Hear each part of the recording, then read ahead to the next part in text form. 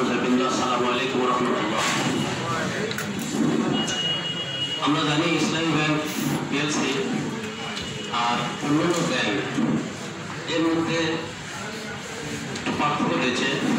ইসলামী bank PLC এখনো কোনো করবে মোটামুটিতে, একটা হলো আল ওয়াদিয়া, একটা হলো মুদারাবা। এখানেই গতানুগতিক ব্যাংকের মধ্যে এটাই পার্থক্য।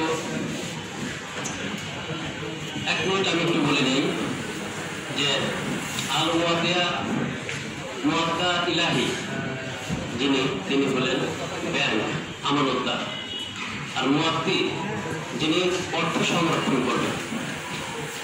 তো ইসলামী ব্যাংক পিএলসি সারা অন্যান্য ব্যাংক আল ওয়াদিয়া নীতিতে যেসব অ্যাকাউন্ট করবেন সেটা হলো ঋণদাতা আর ঋণ গ্রহীতার মধ্যে সম্পর্ক। সেক্ষেত্রে তারা যা ইচ্ছে তাই সেটা ব্যবহার করতে পারেন। কিন্তু ইসলামী ব্যাংক বাংলাদেশ পিএলসি এটা কিন্তু যেহেতু আমানতকারীর আমানত তার অর্ডার নিয়ে এবং তার কাছ থেকে অনুমতি সহ ব্যবহার করেন, সেই ক্ষেত্রে ব্যাংকের ভেতরে রিস্ক থেকে যায়। এই জন্য আল ওয়াদিয়াতে আমরা কোনো মুনাফা দিই না। আর মুদারাবা হলো যে দুইটা পক্ষ থেকে একটা সাহেবাল মাল আর একটা হলো যিনি ব্যবসা পরিচালনা করেন।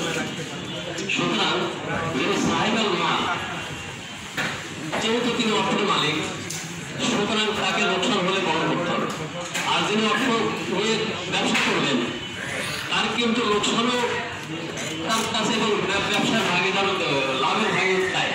ইসলামী ব্যাংক বাংলাদেশ পিএলসি এই দুটা নীতিতে অ্যাকাউন্ট করে থাকেন এবং